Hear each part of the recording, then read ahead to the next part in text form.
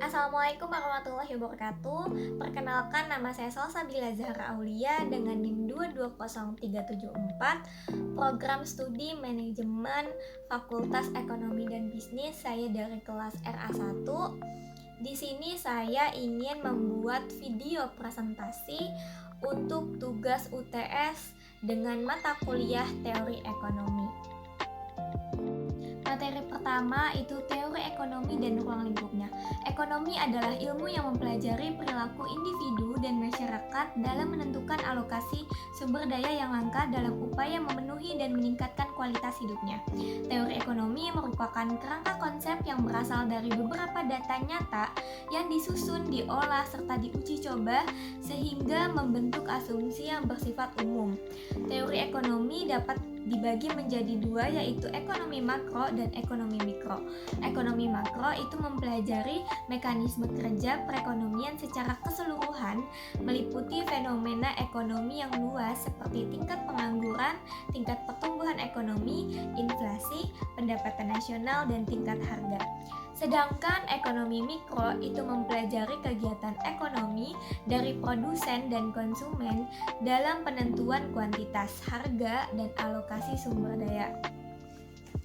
Masalah pokok ekonomi muncul karena kesepakatan yang dicapai antara kebutuhan manusia yang tidak terbatas dan sumber daya yang terbatas. Selanjutnya, masalah ekonomi terbagi dalam dua kategori, yaitu masalah pokok ekonomi klasik atau bisa disebut juga tradisional dan masalah ekonomi modern. Masalah ekonomi klasik fokus pada produksi dan distribusi barang dan jasa, sedangkan masalah ekonomi modern itu menekankan pada kebutuhan manusia dan lingkungan.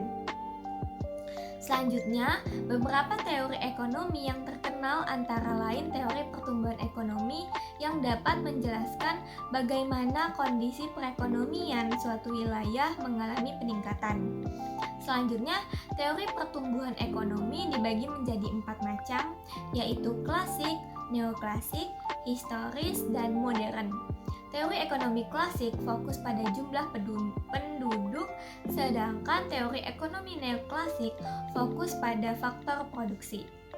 Teori ekonomi historis fokus pada sejarah perkembangan ekonomi, sedangkan teori ekonomi modern fokus pada inovasi dan teknologi. Dalam perkembangannya, ilmu ekonomi semakin dinamis dan menyesuaikan dengan perkembangan teknologi saat ini. Aktivitas ekonomi membutuhkan inovasi, pengembangan teknologi digital dalam rangka semakin memudahkan berbagai kegiatan dan aktivitas ekonomi masyarakat. Materi yang kedua itu perkembangan teori ekonomi. Perkembangan teori ekonomi dimulai dari masa praklasik seperti pemikiran ekonomi Yunani zaman kuno, skolastik, merkantilisme, dan fisiokrat. Yang selanjutnya itu pemikiran ekonomi klasik yang dipelopori oleh Adam Smith menekankan pada kebebasan individu dan politik ekonomi laissez-faire.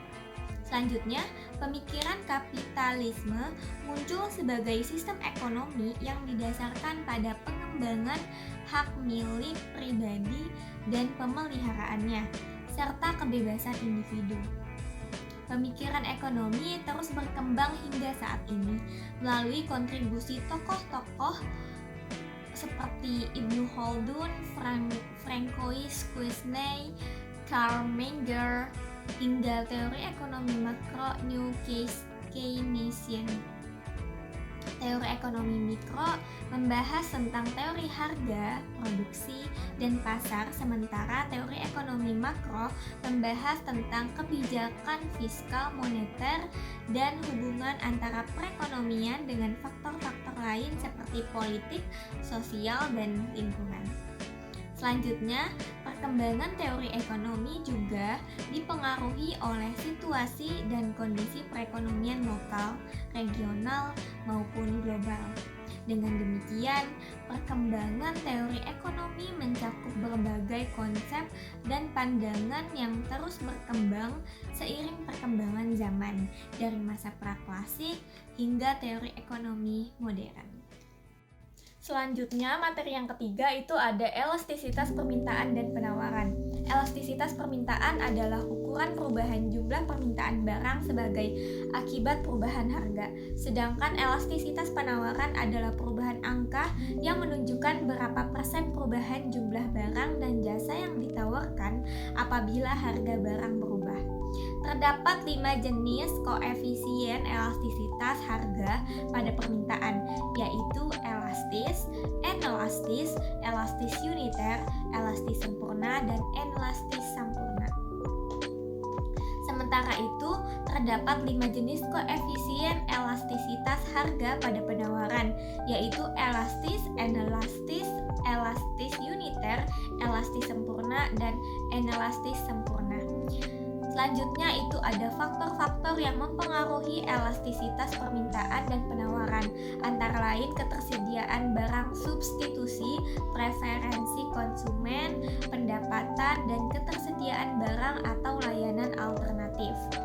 Selanjutnya, elastisitas permintaan disebut elastis jika persentase perubahan dalam jumlah yang diminta lebih besar dari persentase perubahan harga. Sedangkan elastisitas permintaan disebut inelastis jika persentase perubahan dalam jumlah yang diminta lebih kecil dari persentase perubahan harga. Selanjutnya, elastisitas penawaran disebut elastis jika persentase perubahan dalam jumlah yang ditawarkan lebih besar dari persentase perubahan harga. Sedangkan elastisitas penawaran disebut inelastis jika persentase perubahan dalam jumlah yang ditawarkan lebih kecil dari persentase perubahan harga. Selanjutnya, elastisitas sempurna adalah harga tidak berubah, tetapi jumlah yang diminta atau ditawarkan berubah. Sedangkan inelastis sempurna adalah berapapun perubahan harga yang terjadi tidak akan berpengaruh terhadap jumlah barang dan jasa yang diminta atau ditawarkan. Materi keempat yaitu teori perilaku konsumen. Teori perilaku konsumen adalah studi tentang bagaimana konsumen mencari, memilih, membeli, menggunakan, dan menyediakan produk atau jasa untuk memenuhi kebutuhan mereka. Perilaku konsumen dipengaruhi oleh faktor-faktor seperti budaya, nilai, norma, strata sosial, kelompok referensi, keluarga, dan lingkungan. Memahami perilaku konsumen membantu perusahaan untuk memprediksi tren pasar, mengidentifikasi karakteristik dan kebutuhan konsumen, dan membuat strategi pemasaran yang sesuai. Selanjutnya, proses pengambilan keputusan konsumen melibatkan tahapan yang dilalui konsumen keputusan untuk membeli produk dengan sumber daya yang mereka punyai. Selanjutnya, analisis perilaku konsumen meliputi prinsip-prinsip dasar seperti pendapatan yang terbatas, kemampuan konsumen dalam membedakan biaya dan manfaat, dan ketersediaan barang substitusi. Selanjutnya, teori perilaku konsumen juga membahas tentang jenis-jenis perilaku konsumen, seperti perilaku konsumen rasional, perilaku konsumen yang hanya menggunakan merek terkenal, dan perilaku konsumen yang membeli produk demi gengsi.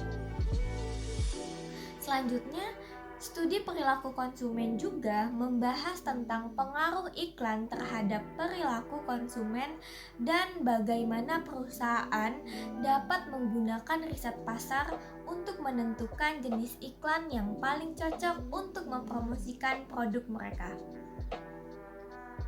Selanjutnya, dengan memahami teori perilaku konsumen, perusahaan dapat mengembangkan strategi pemasaran yang lebih efektif dan memenuhi kebutuhan konsumen dengan lebih baik. Selanjutnya materi kelima ada teori biaya dan permintaan. Biaya adalah jumlah uang yang dikeluarkan untuk menghasilkan atau memperoleh barang atau jasa dan dapat dibedakan menjadi beberapa jenis seperti biaya tetap dan biaya variabel. Penerimaan adalah jumlah uang yang diperoleh dari penjualan barang atau jasa dan dapat dihitung dengan rumus total penerimaan sama dengan harga dikali jumlah barang yang terjual. Laba adalah keuntungan penjualan yang besarnya merupakan selisih antara total penerimaan dan total biaya. Tujuan akhir kegiatan perusahaan adalah untuk mencapai keuntungan maksimal dan perusahaan berusaha memaksimalkan selisih antara total penerimaan dan total biaya. Selanjutnya, analisis biaya dan penerimaan mencakup prinsip-prinsip dasar seperti pendapatan yang terbatas, kemampuan konsumen dalam membedakan biaya dan manfaat, dan ketersediaan barang substitusi. Selanjutnya, terdapat 3 kemungkinan hubungan antara permintaan marginal dan biaya marginal, yaitu penerimaan marginal lebih besar dari biaya marginal, atau bisa disebut juga itu untuk meningkatkan produksi. Penerimaan marginal sama dengan biaya marginal atau bisa disebut juga tingkat produksi optimal, dan penerimaan marginal lebih kecil dari biaya marginal atau disebut juga untuk mengurangi produksi. Selanjutnya, memahami teori biaya dan penerimaan penting bagi perusahaan dalam menentukan strategi produksi dan penetapan harga. Dengan memahami teori biaya dan penerimaan, perusahaan dapat mengoptimalkan keuntungan dan memaksimalkan kinerja usaha mereka. Selanjutnya, materi yang keenam itu teori produksi dan kegiatan perusahaan. Teori produksi dan kegiatan perusahaan merupakan teori ekonomi yang menjelaskan cara perusahaan menggunakan faktor-faktor produksi untuk menghasilkan produk atau jasa dengan meminimalkan biaya dan mencapai tujuan keuntungan. Berikut adalah beberapa poin penting dalam teori produksi dan kegiatan perusahaan. Yang pertama itu ada bentuk organisasi perusahaan. Perusahaan dapat memiliki berbagai bentuk organisasi seperti perusahaan perseorangan, firma kongsi, perseroan terbatas, terus perusahaan negara, dan koperasi. Setiap bentuk organisasi memiliki karakteristik dan struktur yang berbeda-beda. Terus selanjutnya itu ada tujuan perusahaan. Tujuan utama perusahaan adalah memaksimalkan keuntungan. Selain itu, perusahaan juga memiliki tujuan lain seperti memenuhi kebutuhan masyarakat umum, meningkatkan volume penjualan, dan menjaga stabilitas politik. Selanjutnya, itu ada fungsi produksi. Fungsi produksi menunjukkan hubungan antara faktor produksi input dan tingkat produksi yang diciptakan output.